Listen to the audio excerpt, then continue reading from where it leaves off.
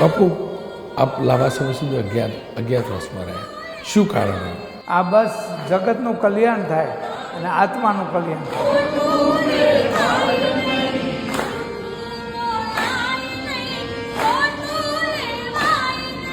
બહુ બધા જે આવે છે પૈકીનો એક ઘમંડ પણ એ સાધનામાં જેવી આ ઘમંડ માણસને કેટલો મારી રહ્યો છે અથવા તો માનવતાને કેટલો મારી રહ્યો છે?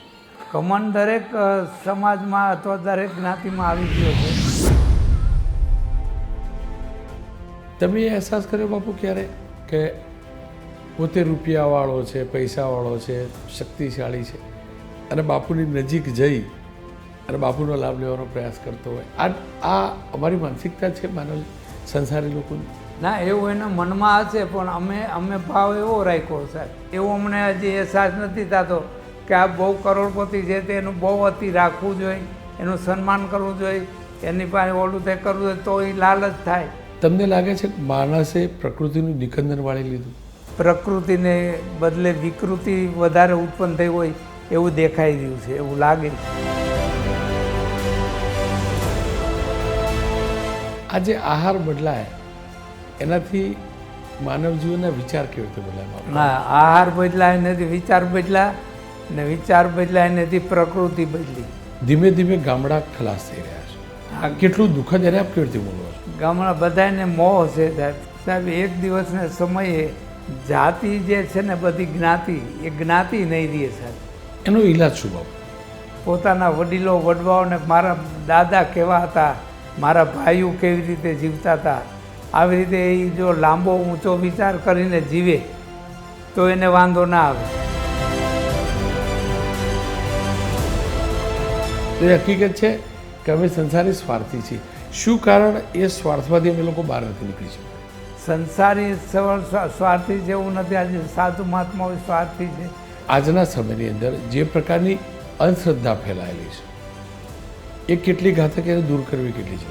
ગરીબ માણસ જમાં અંધશ્રદ્ધા છે એવું નહીં, મોટા મોટા માણસોમાં પણ અંધશ્રદ્ધા છે.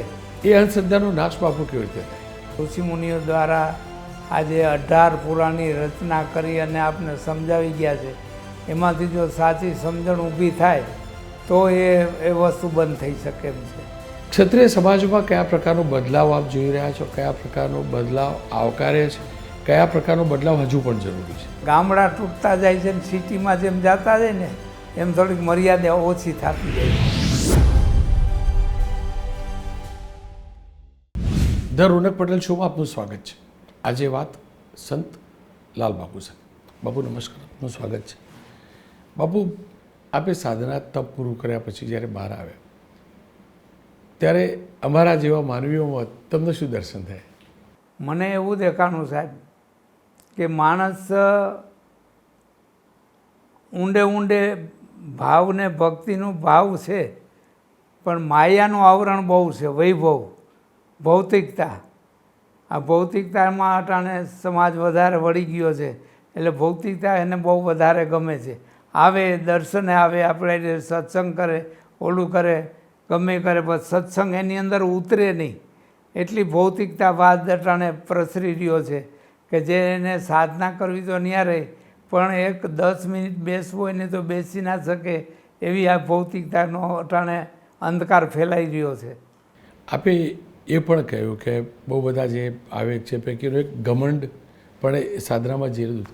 આ ઘમંડ માણસને કેટલો મારી રહ્યો છે અથવા તો માનવતાને કેટલો મારી રહ્યો છે? ઘમંડ દરેક સમાજમાં અથવા દરેક જ્ઞાતિમાં આવી ગયો છે. ઘમંડને હિસાબે માણસ અટાણે હેરાન પણ દુઃખી પણ થાય છે. પણ કોઈ વસ્તુનો આ દેહ, મનુષ્ય દેહ મળ્યો છે, એ મનુષ્ય દેહ કેદી પડી જાય એ કંઈ ખબર નથી. ઘમંડ રાખે એ ખોટો છે, પણ એ ઘમંડ જાતો નથી. કેમ કે ભૌતિકતા તરફનો જે વાદ છે એની અંદર છે, બીજું થોડુંક સ્વાર્થ છે, થોડીક માયાનું આવરણ છે કે જેને કારણે એમાં ને એમાં માણસ લોપાય છે. એમનો આખી જિંદગી પૂરી કરી દે છે પણ ભગવાન તરફ પ્રેરાતું નથી. આજે યાત્રાળુઓ ખૂબ યાત્રાએ જાય છે, ઓલા તે બધે, પણ જે દિલથી મનથી યાત્રા કરવી જોઈએ એ તો ઘર બેઠા થઈ શકે છે. આજ કંઈ ભટકવાની કોઈ જરૂર નથી. આજે આપના ભજનની વાણીમાં કીધું છે, આપના સૂજે અને પથરા પૂજે એનેથી શું ફાયદો થાય? આજ પોતાના ધ્યેય તમે પોતે સમજી શકતા નથી કે મને મનુષ્ય જન્મ કેમ મળ્યો, કયા કારણથી મળ્યો અને કેટલા જન્મના મારા પુણ્ય છે તે મળ્યો. તો હવે મારે હું આવ્યા પછી એવો મનુષ્ય થયો, હવે મારે શું કરવું જોઈએ ને હું કરી રહ્યો છું એ ક્યાંય ખ્યાલ આવતો નથી ને બીજી પ્રવૃત્તિમાં જીવન વયું જાય છે. એટલે બધું પોતાનો જે ધ્યેય હોય મુદ્દો એ ચૂકાઈ જાય છે. સાહેબ આજે ભક્તિનું પણ એવું છે, ભક્તિની સાધનાની અંદર માણસ પહેલાં શરૂઆત કરવાનું કરે કે આપણે ભક્તિ કરી લેવી છે ને આત્માનો ઉદ્ધાર કરી લેવો છે ને ઓલું તે કરવું, પણ ભગવાન એવા રમકડા નાખે ને માયાના તો એમાં એ વીંટળાઈ જાય છે અને ભક્તિ છોડી દે છે, એમાં નથી જઈ શકતા. એટલે દરેક ખાતાના જીવ આધ્યાત્મિક હોતા નથી. બાપુ, કેમ કે આપ આધ્યાત્મિકતાની વાત કરી, આપ સાદું જીવન જીવી રહ્યા છો, આશ્રમ સાદગીપૂર્ણ છે, પણ શું કારણ સાધુ સંતોના આશ્રમ ભવ્ય બનવા લાગ્યા? હા, આ જે વિસ્તારવાદ છે, કોઈ પણ સંપ્રદાય, કોઈ પણ સમાજ, કોઈ પણ સાધુ, કોઈ પણ મત, એ સંસ્કૃતિ માટે, આધ્યાત્મિકતા માટે કેટલો ઘાતક? એનું કારણ મેં આપને કીધું ને, ભક્તિની અંદર વરે પછી એને પરીક્ષા થાય. ભગવાન એની પરીક્ષા લે, ભૌતિકતા આપે. હવે ભૌતિકતામાં જો એ લીન થઈ જાય તો આ માયાનું આવરણ એને એવું પકડી લે તો એ ભગવાનથી દૂર થઈ જાય. અને એક વ્યક્તિએ મને પૂછ્યું કે ગુફાની અંદર તમે 24 કલાક બેહો છો, 23 કલાક બેહો છો, તો તમને કંટાળો નથી આવતો? તમને જલ્દી બહાર નીકળવાનું મન નથી થતું? તમને ફરવાનું મન નથી થતું? એટલે મેં એને વાત કરી. મેં કીધું મેં તમારું ઘર હોય, એ ઘરમાં રૂમ હોય, એ રૂમને આગરિયા દેવાના હોય, બે કોર, અંદરે હોય ને બારે હોય. તો તમે અંદર તમારી રીતે આગરિયો દઈને સૂઈ જાઓ તો નીંદર આવી જાય, પણ કોઈક તમને બહારથી આગરિયો દઈ દે તો નીંદર ના આવે, તો પૂરી દીધા કે લાગે. એમ અમે કીધું અમને કોઈ બહારથી આગરિયો નથી દીધો, અમે અમારી રીતે આગરિયો દઈને બેઠા છીએ, એટલે અમને આનંદ આવે છે. જો અમે લોકો મંદિરોમાં જઈએ, મોટા મોટા મંદિર શોધીને જઈએ અને કહીએ પણ ખરા કે બહુ મોટું મંદિર બની ગયું, સોનાનો ઘુમ્મટ બની ગયો, મૂર્તિ ઉપર આવા વાઘા હતા, અંદર લોકોને એમાં દિવ્યતા દેખાય. હા, તો એ કદાચ અમારો મોહ છે, એનાથી બહાર કેવી રીતે નીકળાય? પહેલાં તો સાહેબ એવું છે કે જે દર્શનાર્થી દર્શને જાય છે, દર્શન કેને કહેવાય એ એક તો ખ્યાલ નથી. દર્શન કેને કહેવાય અથવા દર્શન કઈ રીતે કરાય? જે મૂર્તિ છે એ તો પથ્થરની છે, એ બોલવાની નથી કે કોઈ હાન કરવાની નથી. તો આપણે ત્યાં જવાથી, આમ મસ્તક નમાવવાથી, કાંઈક વીંચવાથી કે ઓલું તે તો આપણે શું ફાયદો થાય? તો એનામાં એવું બતાવ્યું છે કે મૂર્તિ આમાં ચિત્ત લગાડીને દ્રષ્ટિએથી દ્રષ્ટિ મિલાવે અને ભાવ ઉત્પન્ન થાય, એના રૂવાડા બધા ઊભા થઈ જાય અને એમ થાય પ્રત્યક્ષ ભગવાન આવી ગયા એવું ભાવ થાય. જો ભાવાત્મક જો દ્રષ્ટિ કેળવાય તો ભાવાત્મક દ્રષ્ટિથી તો પથ્થરની અંદર થોડોક અહેસાસ એવો થાય કે અહીંયા કંઈક છે, એવું એટલું થાય કે અહીંયા કંઈક છે, ભગવાનનો વાસ, એવો એક દેખાવ, એક અનુભૂતિ કરીએ કે. પણ એ આજે એ કાંઈ છે નહીં સાહેબ. આજે ત્યાં અમારે મંદિરે દર્શને આવે છે, પણ ગેટની અંદર ઘરે ત્યાંથી મોબાઈલ ચાલુ હોય, ફોટા પાડવાનું ને એ બધી વસ્તુ છે, પણ દર્શન કેમ કરવા એ દર્શનનો ખ્યાલ જ નથી. અને કોઈ પણ ભૂમિ હોય જ્યાં આરતી પૂજા થતી હોય, જ્યાં કાંઈ જપ થતા હોય ઓલું તો ત્યાં 10 મિનિટ આમ શાંતિથી બેઠા હોય તો આપને કંઈક જો અનુભૂતિ થાય તો એ ભૂમિ પવિત્ર ગણાય અથવા તો એ મંદિર ગણાય કે આ સાચું મંદિર આ છે, કે કાંઈક અનુભૂતિ થઈ, કે કાંઈક થોડોક આનંદ નહોતો શરીરમાં પણ આનંદ આવ્યો, પ્રફુલ્લિતતા આવી અને એક એવી દ્રષ્ટિ કેળવાની કે બધામાં ભગવાન દેખાવા લાગ્યા, દરેક માણસમાં ભગવાનનો અંશ છે એવું દેખાવા લાગ્યું, સર્વ સમાન દેવા, સમદ્રષ્ટિ જેને કહેવાય, સમદ્રષ્ટિ આવવા લાગી, એવો અનુભૂતિ થવા લાગે તો એ દર્શન કરવા એ બરાબર છે. બાપુ, સમાજ જીવનમાં સંસારીઓ અમારા જેવા અનેક લોકો આપની પાસે આવતા હશે, લાખોપતિ પણ આવતા હશે, કરોડપતિ પણ આવતા હશે, ગરીબ પણ આવતા હશે, અમીર પણ આવતા હશે. તમે એ અહેસાસ કર્યો બાપુ ક્યારે કે પોતે રૂપિયાવાળો છે, પૈસાવાળો છે, શક્તિશાળી છે અને બાપુની નજીક જઈ અને બાપુનો લાભ લેવાનો પ્રયાસ કરતો હોય, આ અમારી માનસિકતા છે માનવ સંસારી લોકોની. ના, એવું એના મનમાં હશે, પણ અમે ભાવ એવો રાખ્યો સાહેબ કે ગરીબ શ્રીમંત કે કરોડપતિ અબજોપતિ બધા સમદ્રષ્ટિથી સમભાગે. કોઈની વીઆઈપી વ્યવસ્થા નથી આશ્રમમાં. બધા હું ઓટે બેઠો, મારે કોઈ સિંહાસન કે ઓલું કાંઈ નથી કે કાંઈ આવું ખુરશી બુરશી કાંઈ નહીં. એક ઓટો સિમેન્ટનો બનાવ્યો છે એમાં બેઠો અને સામે બધાય પાથરીના લુગડામાં બધા બેઠા હોય એટલે બધા શ્રીમંત આવે. પછી કોઈની વીઆઈપી રસોઈ નહીં, કાંઈ વીઆઈપી માણસો આજે આવે છે, ત્યાં મુખ્યમંત્રી પણ આવી ગયા ઓલા તે એનું બધું અલગ જમાડવું, બીજાને અલગ જમાડવું, એ કોઈ પક્ષપાત નહીં. સમદ્રષ્ટિ, સમ નાના મોટા ગરીબ શ્રીમંત ભિખારી બધાય સરખા એવો ભાવથી અમે આશ્રમ ચલાવીએ છીએ. એટલે એવું અમને હજી અહેસાસ નથી થતો કે આ બહુ કરોડપતિ છે તે એનું બહુ અતિ રાખવું જોઈએ, એનું સન્માન કરવું જોઈએ, એની પાસે ઓલું તે કરવું જોઈએ તો એ લાલચ થાય, આપણે સ્વાર્થ આવે કે કાંઈક આમાંથી મળશે, કાંઈક દે, એ ઈચ્છા તો છે નહીં. જે કાંઈ છે એ તો જરૂરિયાત અમારી માતાજી પૂરી પાડે છે, એટલે કોઈની પાસે અપેક્ષા તો છે નહીં અમારે. બાપુ, ભૌતિકતાની વાત કરી તો આજકાલ મંદિરોમાં પ્રસાદ પણ અલગ અલગ હોય. હા, અમીર માટે આવો પ્રસાદ, આટલા રૂપિયામાં તો આવો પ્રસાદ, આવો તો લાડુ, આવો તો મોહનથાળ. હા, આ કેટલું યોગ્ય ને આપ કેવી રીતે જુઓ છો? એ ખરેખર પ્રસાદ છે? એ પ્રસાદ કહેવાતો નથી, પણ એ થોડીક લાલચ ગણાય છે. અમે એવો પ્રસાદનો પ્રથા જ નથી રાખી સાહેબ. જે આવે હવની હારે બેસીને થાળીમાં જમી લે એ પ્રસાદ. કોઈ એના પડીકા કે નોખા નોખા અલગ વીઆઈપી એને મોટું પડીકું દેવું, નાના હોય એને એટલું દેવું, જેવા પૈસા એવો પ્રસાદ દેવો, એવું અમે રાખ્યું જ નથી કશું. કોઈ જાતનું કોઈ વ્યવસ્થા જ નથી રાખી. બાપુ, આપ પ્રકૃતિની વાત કરી રહ્યા છો. જે આધુનિકતા કે વિકાસની દોડ, તમને લાગે છે કે માણસે પ્રકૃતિનું નિકંદન વાળી લીધું? હા, પ્રકૃતિ આખી વિકૃતિ થઈ ગઈ છે. જે પ્રકૃતિ કહેવાતી એને બદલે આજે વિકૃતિ કહેવાય છે. બહુ માણસની અંદર વિકૃતિનો ભાવ એટલો બધો આવ્યો કે એનો કોઈ સીમા નથી. આજે મા બાપની મર્યાદા, મોટા વડીલ ભાઈની મર્યાદા, વડીલોની મર્યાદા, સાધુ સંતોની મર્યાદા, તીર્થોની મર્યાદા, આ જે કાંઈ શાસ્ત્રો પુરાણની મર્યાદા, એ બધી મર્યાદા ઉલ્લંઘાઈ ગઈ છે. અને આજે પ્રકૃતિને બદલે વિકૃતિ વધારે ઉત્પન્ન થઈ હોય એવું દેખાઈ રહ્યું છે, એવું લાગે છે. બાપુ, અમે સંસારી લોકો ભોજન સ્વાદ અનુસાર લઈએ છીએ. હા, કદાચ પેટ માટે નહીં, સ્વાદ માટે લઈએ છીએ. હા, આપ જો ભોજન ગ્રહણ કરો છો અને અમે ભોજન ગ્રહણ કરીએ છીએ, ફરક શું? ક્યારેક તમને ઈચ્છા નથી કે સંસારીઓ જેવું ભોજન લેવું હું પણ લઉં? કોઈ દી એવું નથી થતું. એટલા વર્ષોમાં કોઈ દી એવું મારે ન કહું. અમે છે ને સાહેબ 30 વર્ષ તો જાતે રસોઈ બનાવી. શાક સંભારા, દાળ શાક બધું હું બનાવતો. રોટલી જે અમારા હાથી છે એ બનાવતા, રોટલીને થપ્પા. 30 વર્ષ રસોઈ જાતે બનાવી. આ 10-12 વર્ષ ત્યાં છોડી અને અટાણે રાજસ્થાની છોકરા રાખ્યા છે રસોઈયા, 5-6 જણા. નકર અમે જાત જ બનાવતા.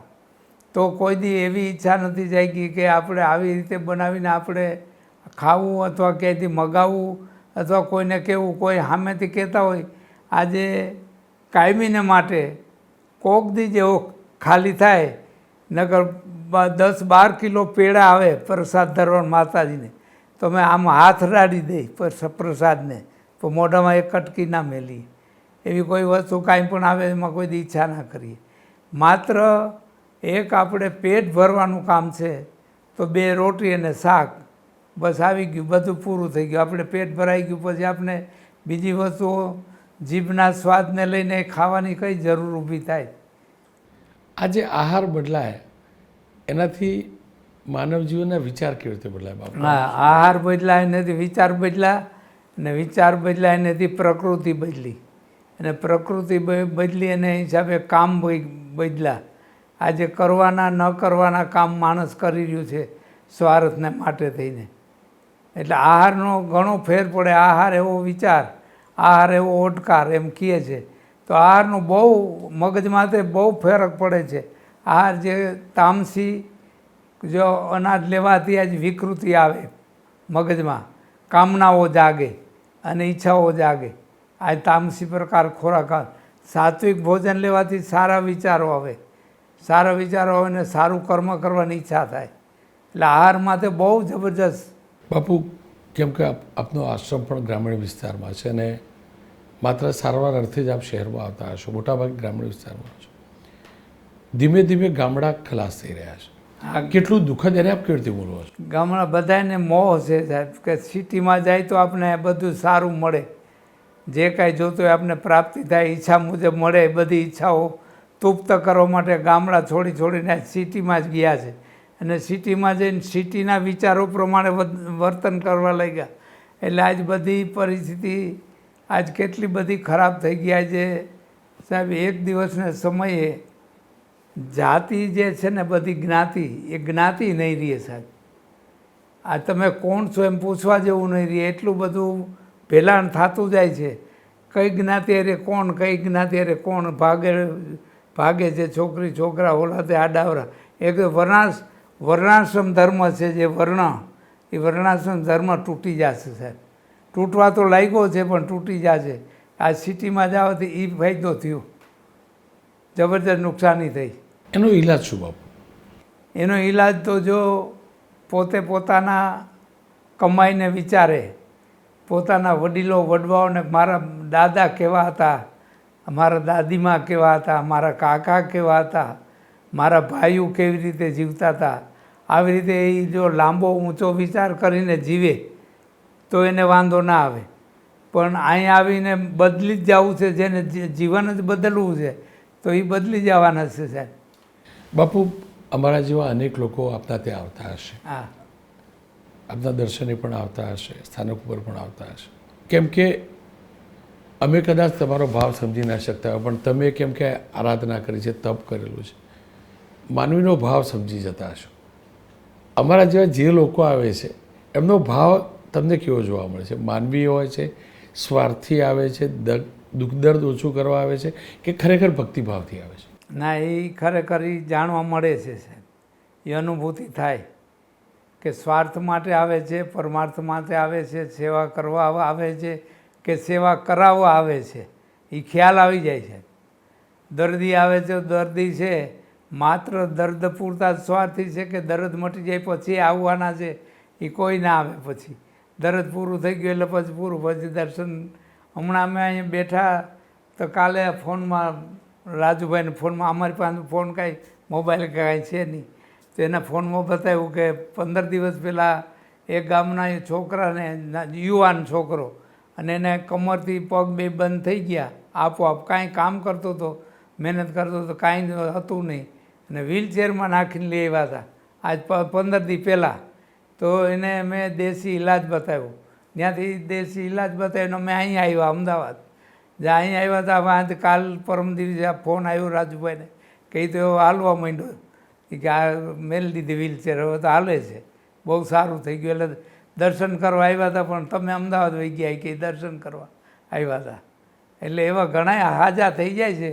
અને ઘણા ત્યાં સંતાન પ્રાપ્તિ ના હોય, કેટલા 10 વર્ષે, 12 વર્ષે, 20 વર્ષે સંતાન પ્રાપ્તિ થઈ હોય, એવા ઘણા બધા દાખલાઓ છે. અને ઘણા બધા આવ્યા રાખે છે સેવા. ઘણા માણસોને ભૂલતા નથી કે બાપુએ આપનું આવું કામ કર્યું તો આપણે કાંઈ મંદિર ભૂલવું ના જોઈએ. એવા ઘણા છે, પણ બહુ જૂજ, બહુ ઓછા. બાકી દુઃખ મટી ગયું એટલે પૂરું, પછી કાંઈ લેવા ન કરે. મંદિરને, માતાજીને, બાપુને એટલે કાંઈ લેવા દેવા નથી, દુઃખ પૂરતા જ આવે. એવા માણસ આપણે સમજવામાં આવી જાય, સામે બેઠા હોય અથવા એની વાતચીત માટેથી, એના હાવભાવ માટેથી આપણે વર્તી જાય કે આ માણસ આ માટે જ આવે છે. બાપુ, શું કારણ અમે લોકો સ્વાર્થી છીએ? હું બી જો આપના દર્શને આવ્યો પણ જોડે ઇન્ટરવ્યૂ કરવા જ આવ્યો, તો એ હકીકત છે કે અમે સંસારી સ્વાર્થી છીએ. શું કારણ એ સ્વાર્થમાંથી અમે લોકો બહાર નથી નીકળી શકતા? સંસારી સ્વાર્થી છે એવું નથી. આજે સાધુ મહાત્માઓ સ્વાર્થી છે. કાંઈક ને કાંઈક સ્વાર્થ, કાંઈક ને કાંઈક ઈચ્છાઓ તો બધામાં છે જ, ઊંડી ઊંડી પડેલી છે. પણ જો સતત ભક્તિ સાથ ચાલુ હોય સંસારી માણસને, તો આજે આપણા સંસારીમાં કેવા કેવા ભક્તો થઈ ગયા. જલારામ બાપા થઈ ગયા, મીરાબાઈ થઈ ગયા, કેવા મૂળદાસ ભગત થઈ ગયા, બધા ઘણા બધા થઈ ગયા, ગંગા સતી થઈ ગયા. એ સંસારી જ હતા.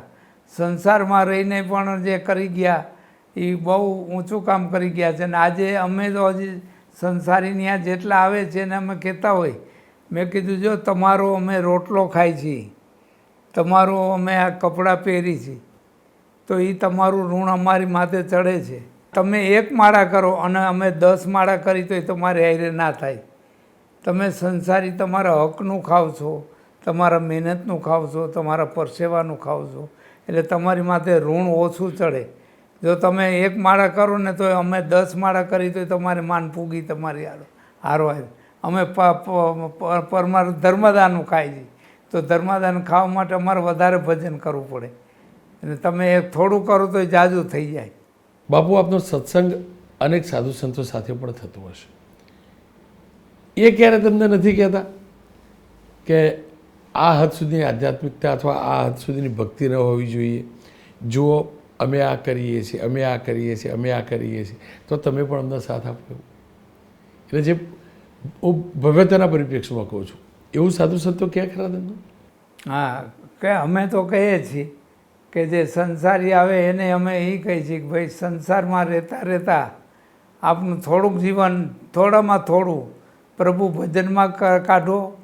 બીજું તમે જે કમાવો છો એ કમાણી જે તમારી આવે છે એમાંથી 10મો ભાગ કાઢો. આજે કોઈ ગરીબ છે, કોઈ અભ્યાગત છે, કોઈ નિરાધાર છે, કોઈ વિધવા છે, કોઈ અંધ છે, આજે એની પાછળ થોડું થોડું કાંઈક વાપરતા રહ્યો. તમને જે બધું ભગવાને આપ્યું છે એ બધું તમારા એકલા માટે નથી, એમાં ઘણાયનો ભાગ છે. એ ઘણાયનો ભાગ છે ને પ્રેમથી તમે ભાગ આપી દેવો તો તમે એમાંથી છૂટી શકશો. જો તમે એ પ્રેમથી નહીં આપો તો ભગવાનને લેતા આવડે છે, દવાખાનામાંથી પૈસા વહ્યા જાય, કોર્ટ કચેરી થાય તો એમાં પૈસા વહ્યા જાય, તો ત્યાં તમારે ફરજિયાત દેવા પડશે. એ કરતાં પ્રેમથી થોડું થોડું ભાગ કાઢતા જાઓ તો તમે એમાંથી છૂટી શકશો. બાપુ, આ સાધુ સંતો કોર્ટ કચેરી જાય, કેટલું દર્દ થાય? બહુ દુઃખ થાય, બહુ દુઃખ થાય, બહુ દુઃખ થાય. કારણ કે મઠ, મંદિર, એની જગ્યા, ગાદી, એને લઈને થતા ઝઘડા, શું કારણ? સ્વાર્થ. બહુ ઝઘડા થાય સ્વાર્થ માટે.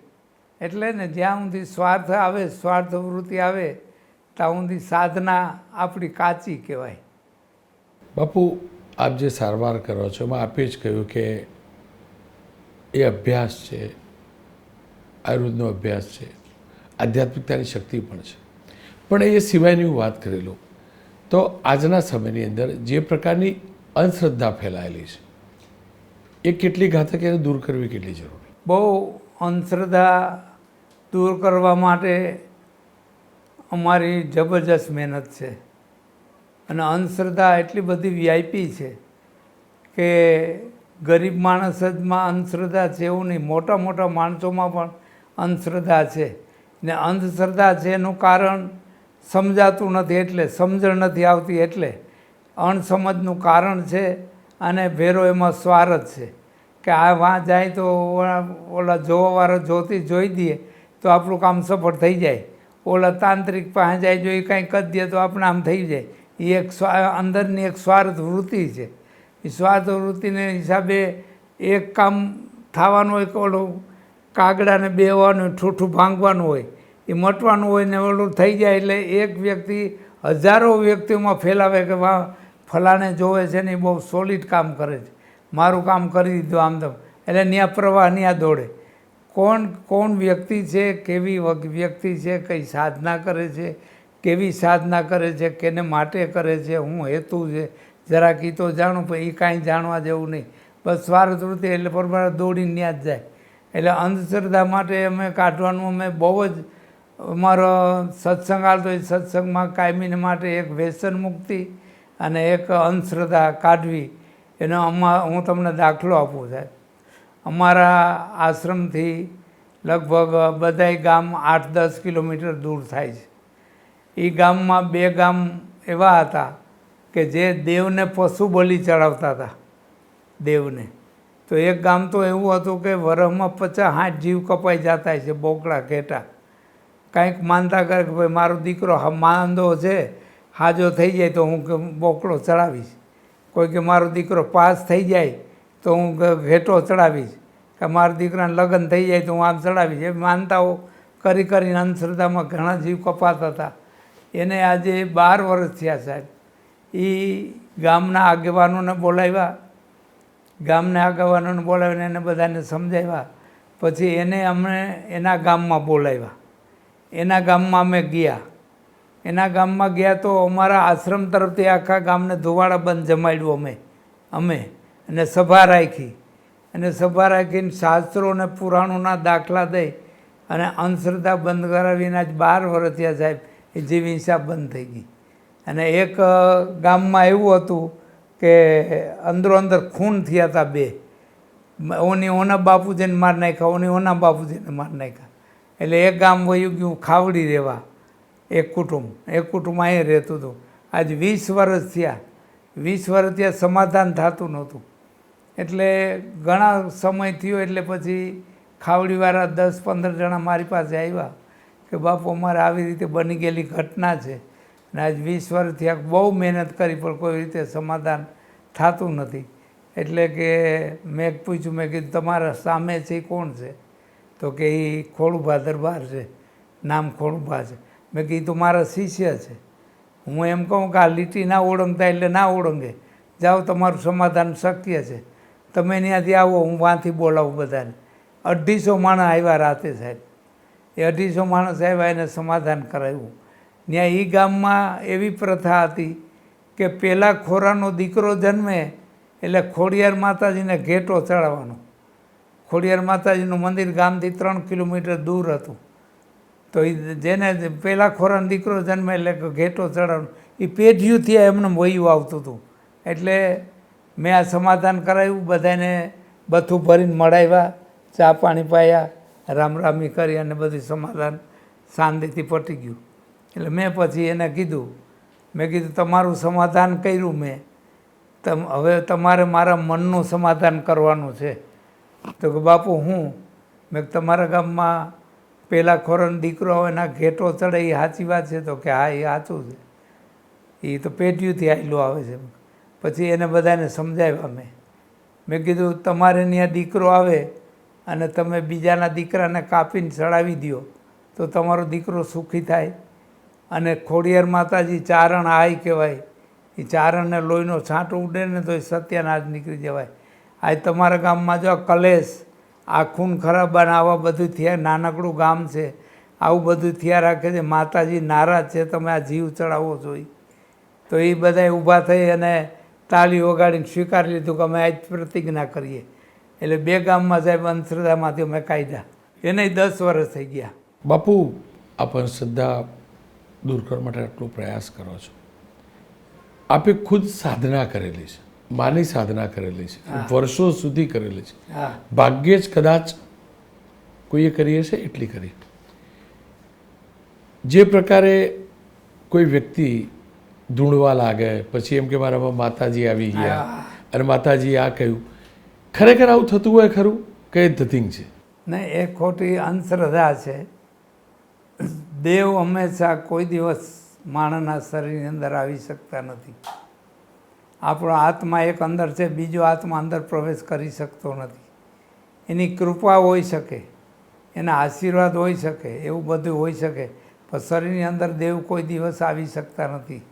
આજે જલારામ બાપાના ભગવાને એટલા કામ કર્યા, જલારામ બાપા ધૂણ્યા નથી. મીરાબાઈના કેટલા કામ કર્યા, મીરાબાઈ કોઈ દી ધૂણ્યા નથી. નરસિંહ મહેતાના 52 કામ કર્યા ભગવાને, પણ નરસિંહ મહેતા ધૂણ્યા નથી કે મારા શરીરમાં આ દેવ આવે છે, એવું કોઈ ધૂણ્યા નથી. એટલે કોઈ દિવસ મનુષ્યના શરીરમાં દેવનું તત્વ આવી શકતું જ નથી. દેવત્વ આવે કે જે તમારું ઈચ્છિત કામ કરે, તમારા કાર્યમાં સફળતા મળે, તમારું ધાર્યું કામ થાય, સાધના કરવામાં તમને આનંદ આવે, એવું બધું દેવ કરી શકે, પણ શરીરની અંદર પ્રવેશ કરી શકે નહીં. એ વાત હાવ ખોટી છે. કેટલું એનો હું વિરોધી છું. કેટલું જરૂરી છે આ ધૂણવું, ધૂણ્યા પછી ચમત્કાર બતાવવા, હાથમાંથી કંકુ પાડવી, આગ લગાડી દેવી, આ બધાને દૂર કરો ને કેવી રીતે સમાજ માટે લોકો ઘાતક છે? હા, બહુ ઘાતક છે. સમાજ માટે ખૂબ જ ઘાતક છે. પણ સમાજ લાલચું છે એટલે સમાજ સમજતો નથી. સમાજ એની પાછળ પાછળ દોડ્યો જાય છે, ખોટા પૈસાનો ખર્ચોય કરે છે અને કાંઈ કામ કોઈ સફળ થતું નથી. કારણ કે કોઈ અસત્ય જ છે વસ્તુ, સત્ય વસ્તુ છે જ નહીં, એક જાદુગર જ છે. આપે તો લાંબી સાધના કરી છે, કમસે કમ આપે આપના મનને વશમાં લીધેલું છે, પાક્કું, એમાં કોઈ બેમત નથી. જે પ્રકારે એમ કહેવાય કે કોઈનામાં આત્મા બીજો પ્રવેશી ગયો, એના માટે આ પૂજા કરવી પડશે, ત્યાં સુધી કે માનવ બલિ ચડાવવી પડશે, કમળ પૂજા કરવી પડશે, આ બધા આ બધું જે પણ ચાલી રહ્યું છે એના કેવી રીતે બોલવો છે? એને માટે એ સ્વાર્થી માણસો છે, લાલચુ માણસો છે, એના માટે તેને એ થાય છે. બાકી એ ખોટી વસ્તુ છે બધી. જીવ બલિદાન દેવને ચડાવવું, દેવ કોઈથી બલિદાન, દેવના કીડીથી હાથી ઊંધીના બધા એના બાળકો છે ભગવાનના, એકે એના ઓલા છે જ નહીં, બધાના એ સંતાન જ છે એના. તો ભગવાન કોઈથી સંતાનનો જીવ લે નહીં કોઈ દિવસ. જે પ્રકારે એમ કહેતો કે આ પ્રકારની પૂજા કરો તો આ દર્દ દૂર થઈ જશે, આ પ્રકારની વિધિ કરો તો આવું થઈ જશે, ખરેખર એવું થતું આ હોય? એ અંધશ્રદ્ધા છે. એ અંધશ્રદ્ધાનો નાશ બાપુ કેવી રીતે થાય? એ અંધશ્રદ્ધાનો નાશ ત્યારે થાય એને થોડીક સાચી શાસ્ત્રો, પુરાણો, વેદો એનો થોડુંક જો સમજણ આવે, એનું જ્ઞાન આવે. આપના ઋષિમુનિઓ શું કહી ગયા છે, ઋષિમુનિઓ શું કરી ગયા છે, અને ઋષિમુનિઓ દ્વારા આજે 18 પુરાણની રચના કરી અને આપને સમજાવી ગયા છે. એમાંથી જો સાચી સમજણ ઊભી થાય તો એ વસ્તુ બંધ થઈ શકે એમ છે. બાપુ, આપ ક્ષત્રિય સમાજથી આવો છો અને એ હકીકત છે કે ક્ષત્રિય સમાજનો દીકરો હોય કે દીકરી, બાપુનો શબ્દ એટલે છેલ્લો શબ્દ. આ કન્સિડર કરે, મેં જોયેલું, અનુભવેલું. ક્ષત્રિય સમાજમાં કયા પ્રકારનો બદલાવ આપ જોઈ રહ્યા છો? કયા પ્રકારનો બદલાવ આવકારે છે? કયા પ્રકારનો બદલાવ હજુ પણ જરૂરી છે? બહુ અટાણે બદલાવ બહુ આવ્યો. ક્ષત્રિય સમાજમાં બદલાવ તો આવી ગયો. જે અગાઉ જૂના પુરાણો, જે રીત રિવાજ, જે સમાજની રીત રિવાજ હતા, જે મર્યાદાઓ હતી, આજે તૂટવા લાગી. હું ઘણીવાર વાત સત્સંગમાં કહેતો હોઉં ને રાજપૂત સમાજને અનુલક્ષીને કહેતો હોઉં કે આજે કેટલી મર્યાદા હતી. જે ચોરે બધાય પુરુષો બેઠા હોય અને બૈરાઓને ત્યાંથી પસાર થવું હોય તો એક દીકરીને ભેરી રાખે અને એ દીકરીને કહે કે વાં દાદાને કયો આદેશ કરે તો અમારે જવું છે. એટલે માથે ફાર્યું બાંધવું હોય એને આમ આડું પકડી રાખે 2 જણા, અને બૈરાઓ લાજનો ઘૂંઘટો કાઢી અને ત્યાંથી ડબલ પડદામાંથી નીકળે. એ મેં મારી નજરી આંખે જોયેલું, મેં જોયેલી વસ્તુ છે, અનુભવેલી. અને એક વખત એવું બન્યું, દાદીમાએ કોઈ નહોતા ચોરામાં તોય લાજ કાઢી હતી. એટલે દીકરી પૂછે છે કે દાદીમાં, ચોરે કોઈ નથી, તમે કેની લાજ કાઢો છો? એ કે તને ના ખબર હોય બેટા, નહીં દાદા બાપુ બેસતા, દાદા બાપુ બેસતા, એવી બેસણાની લાજુ કઢાતી. આજે મર્યાદા બધી ઉડી ગઈ સાહેબ. એટલે મર્યાદા, જેમ જેમ મર્યાદા જાતી જાય છે એમ ધીરે ધીરે બધી કરુણતા આવતી જાય છે અને ધીરે ધીરે વ્યસનમાં ફસાતા જાય છે. અને ઘણા એવા વિધવાઓ બાઈઓ બેઠી છે ગામે ગામ, એ બધા દારૂ પી અને એનો નાશ થઈ જાય છે, મૃત્યુ પામી જાય ત્યાં સુધી સમજતા નથી.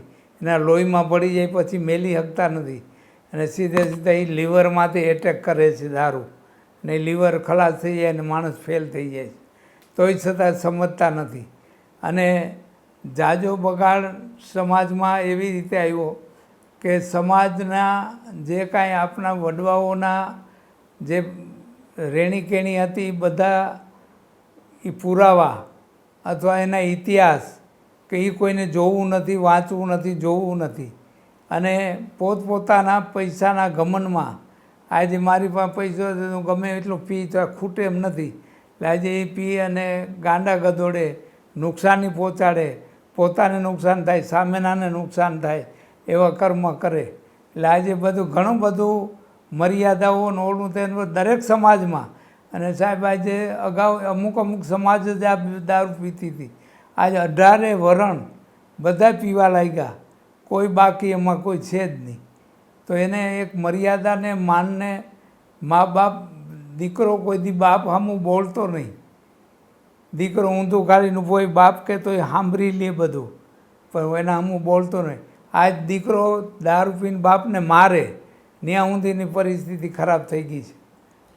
બાપુ, આપની વાત સંપૂર્ણ સાચી, પણ હું અનેક ક્ષત્રિય સમાજના સામાજિક કાર્યક્રમમાં જાઉં છું અને વિનમ્ર ભાવે કહું છું, મેં આજે પણ જોયું કે ક્ષત્રિય સમાજની દીકરીઓ બહુ ગમે એટલું ભણેલી હોય છતાં પણ બાપ દાદાના સંસ્કારે જોવા મળે, મર્યાદા રાખે છે, એ જોવા મળે. અને હું પ્રમાણિકતાથી કબૂલીશ, મેં અનેક કાર્યક્રમો જોયા, દીકરા દીકરી વચ્ચેનો ભેદ નથી, પણ એ મર્યાદા છે, મર્યાદા છે. બાબુ, કેટલો આનંદ થાય આપણી દીકરીઓ, આપણા દીકરા એ જ આપણી પ્રણાલી, એ સંસ્કારને જાળવતા જોઈને મનને કેટલી શાંતિ મળે. પણ મનને શાંતિ ઘણી મળે, પણ હવે ગામડા તૂટતા જાય છે ને સિટીમાં જેમ જતા જાય ને એમ થોડીક મર્યાદા ઓછી થતી જાય છે. જે મર્યાદા તો હતી જ, અને લાજ આજે હજી એવું ઘણા કુટુંબમાં છે જ. આજ ગમે ત્યાં બૈરાઓ નીકળે, ગમે એ વરણની હોય, એમાં બૈરાઓ દરબાર ક્ષત્રિયોની બાઈ વર્તાઈ જાય, એને લાજ કાઢી જ હોય, એને બધી સાડી હોય ના હોય એવું ના બને. પણ ધીરે ધીરે આ યુવાન પેઢી છે ને એ ધીરે ધીરે હવે મર્યાદા છોડતા જાય છે. બાપુ, જુઓ, આપ ક્ષત્રિય કુળમાં જન્મે, ક્ષત્રિય સમાજમાં જન્મેલા સંત છો, ક્ષત્રિયોના સંત છો નથી કહેતો, પણ અમદાવાદ જ્યાં હું આ પોડકાસ્ટ કરી રહ્યો, જ્યાં ઇન્ટરવ્યૂ કરી રહ્યા છો, એ પટેલ પરિવારનું ઘર. હા, એક સમાજથી બહાર નીકળી અને એ સંદેશ આપવો, એનાથી મનને કેટલી શાંતિ મળે. ઘણી શાંતિ મળે, મનને શાંતિ મળે. 18 વર્ણમાંથી કોઈ જ્ઞાતિ જો સંસ્કાર લે ને સંસ્કૃતિને જાળવી રાખે, આપણી હિન્દુ સંસ્કૃતિને, અને મનને જો સારા વિચારોથી દ્રઢ બનાવી અને સાત્વિક વિચારોમાં આવે તો આપણે આનંદ, બહુ આનંદ થાય. ગમે એ જ્ઞાતિ હોય, ગમે એ વર્ણ હોય, પણ જો સંસ્કારોમાં આવી જાય તો બહુ આનંદ થાય આપણે કે આ સંસ્કાર આને પકડ્યા છે, સંસ્કૃતિ એમને જાળવી રાખી છે આપણી હિન્દુ સંસ્કૃતિ. આજ હું ઘણીવાર કહેતો, 4 વસ્તુનું કહેતો હોઉં છું સમાજને, દરેક સમાજની વાત કરું કે એક સંસ્કાર જોઈ, એક સંસ્કારની જરૂર છે. સંસ્કાર ઘણા બધા ઓછા થઈ ગયા. પહેલાં બાળપણમાં સંસ્કારની કિંમત હતી, અને સંસ્કાર માના ગર્ભમાં હોય ત્યાંથી સંસ્કાર, ગર્ભ સંસ્કાર કરવામાં આવતા. તો 16 સંસ્કાર છે આપણા હિન્દુ ધર્મના, 16 સંસ્કાર. એ 16 સંસ્કારમાંથી પાર ઉતરી જતા ત્યાર પછી નિશાળે ભણવા મોકલતા, ત્યાં સુધી સંસ્કારના હાલતા. તો એક તો સંસ્કારની જરૂર છે, સંસ્કારો ઓછા થઈ ગયા. બીજી, સંસ્કૃતિ થોડીક ઓછી થઈ ગઈ. સંસ્કાર જાળવો, સંસ્કૃતિ જાળવો, અને શિક્ષણને વધારો. શિક્ષણની આજ ખાસ જરૂર છે. બહેનો હોય, દીકરી હોય કે પુરુષ હોય, સંસ્કૃતિને જાળવવી છે તો શિક્ષણની જરૂર પડશે. શિક્ષણ નહીં હોય તો બધા આજ આંધળા છીએ શિક્ષણ વિના. ને શિક્ષણ, અને બીજા નંબરમાં સંગઠન. આ 4 વસ્તુનું જરૂરી છે. ગમે તે જ્ઞાતિઓ જો સંગઠન હશે તો આપ કાંઈક ને કાંઈક તમારું ધર્મનું કાર્ય છે, તમારા ગામમાં કોઈ ગમે ધાર્મિક પ્રસંગ છે કે ગમે છે, જો સંગઠન છે તો તમે ગમે કાર્ય કરવા ધારશો એ થઈ શકશે. એટલે આ 4 વર્ષોની ખાસ જરૂર છે અટાણે. લાલ બાપુના એક એક શબ્દને લોકો માને છે, પણ ક્યારે બાપુ, મારે કિસ્સો સમજવો જાણવો હતો કે ક્યારે બાપુએ કોઈની સામે લાલ આંખ કરી હોય કે નહીં બનકર? હા, એવું કોઈથી બન્યું નથી. લાલ આંખ કરવી પડે એવું એકવાર બન્યું. મારા ખુદ ગદ્દેથળ ગામ મારું, એ ગામમાં એકવાર મને ને બોલાવ્યો, અને બોલાવીને મેં 1 કલાક 1.5 કલાક જે પ્રવચન આપ્યું, એટલે કુટુંબ હતા, એટલે મેં બહુ ખખડાવી નાખ્યા. છેઠ સુધી કહી દીધું આમ, જાણે કે તમે રાજપૂતના પેટના નથી, ત્યાં સુધી એવી રીતે હું બોલી ગયો. અને ખૂબ કીધું, અને લાલ આંખ ત્યારે કરી એક વખત. બાકી કોઈ સમાજ આવે એનામાં કોઈથી લાલ આંખ મેં કોઈથી કરી નથી. બહુ લોકો આપને મળતા હશે. હા, બહુ માણસો. કોઈ એવો કિસ્સો કે જે આપના આત્માની નજીક હોય, આપના દિલની નજીક હોય, આપ કહેવા માગતા હોય તો? હા, એને દિલ દઈને સમજાવીએ અને એને સારી પ્રવૃત્તિ અને સારા વિચારો આપીએ. અમારા એક ગામની બાજુમાં ગામ છે, ત્યાં દીકરાના લગ્ન થયા સાહેબ. લગ્ન થયા, હજી ફેરા ફરી ઉતરા તો એના બધા મિત્રો છે એને જીપમાં લઈ અને કે હાલો ઠંડા પીણા પીવરાવો એમ કરીને પાનેલી લઈ ગયા. તો ત્યાં જે કે એમાં એક્સિડન્ટ થયું. તો જે વરરાજો હજી ફેરા ફર્યો તો એનું મરણ થઈ ગયું, મૃત્યુ થઈ ગયું.